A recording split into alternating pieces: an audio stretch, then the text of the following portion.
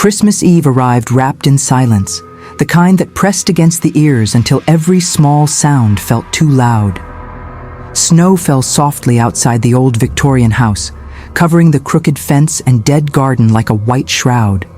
Inside, the house smelled of dust, pine, and something faintly rotten, an odor Clara couldn't explain. She had inherited the house from her grandmother, Eleanor Whitmore, a woman the neighborhood children once called the Doll Witch. Clara never believed the rumors.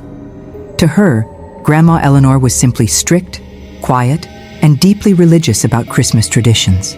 Every year, the same rituals, the same prayers, the same locked room upstairs. Clara was alone this Christmas.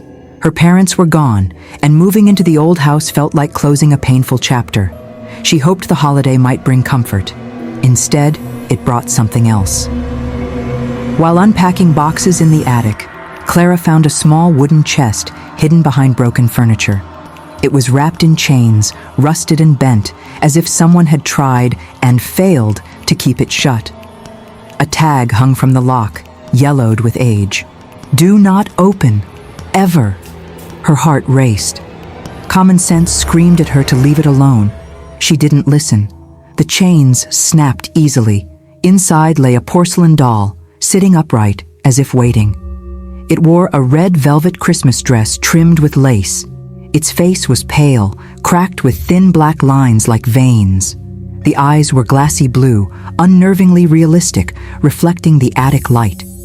A faint smile rested on its lips, too knowing, too alive. Pinned to the doll's chest was a note in Eleanor's handwriting. "She wakes when the bells ring." Clara laughed nervously. "Creepy old decorations," she muttered, though her hands trembled. She carried the doll downstairs and placed it on a chair near the Christmas tree, telling herself it was just another antique. That night, the first bell rang. At exactly midnight, the church bells echoed faintly through the snow-covered town.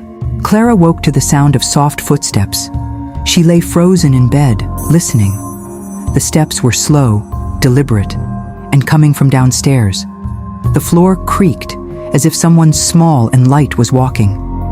"Hello?" she called, her voice shaking. No answer. She grabbed her phone and crept down the stairs. The living room was dark except for the glow of the Christmas tree lights. The chair near the tree was empty. The doll was gone. A sharp click came from behind her.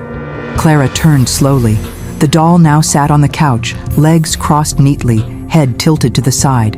Its glass eyes reflected the lights, shining brighter than before. "I moved it, didn't I?" Clara whispered, trying to convince herself. The doll smiled wider. Clara screamed and ran back upstairs, slamming her bedroom door and locking it. Her heart pounded so hard she thought it would burst. She didn't sleep that night. In the morning, she found muddy footprints, small, child-sized, leading from the living room to her bedroom door. Christmas Day felt wrong. The air inside the house was colder than outside. The tree lights flickered even when unplugged, and everywhere Clara went, she felt watched. The doll appeared in different places throughout the day: on the kitchen counter, at the foot of the stairs, sitting at the dining table, facing an empty chair. Each time, its head turned a little more toward her. Desperate, Clara searched the house for answers. In her grandmother's old study, she found a leather-bound journal hidden behind books. The pages told a horrifying story. Decades ago, Eleanor had taken care of orphan children during Christmas. One little girl, named Mary, arrived with a porcelain doll she refused to part with. On Christmas night, Mary was found dead at the bottom of the stairs, her neck twisted unnaturally. The doll was found sitting beside her body. After that, children began disappearing from the house every Christmas. Eleanor realized too late, the doll was not possessed. It was a vessel, a spirit that fed on loneliness, grief, and celebration.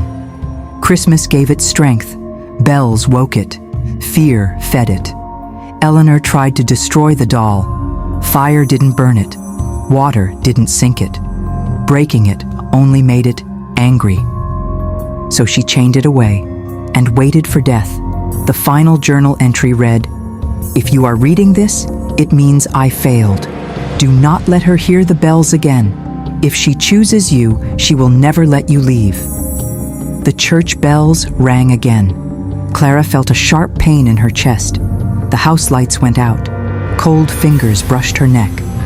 "You're alone," a child's voice whispered behind her. "Just like me." She turned. The doll stood on the floor now, taller than before. Its porcelain skin cracked open, revealing dark, pulsing flesh beneath. Its mouth opened too wide, stretching until the smile split its face. "Stay," it said. "Forever Christmas." Clara ran. Doors slammed shut on their own. Hallways stretched impossibly long.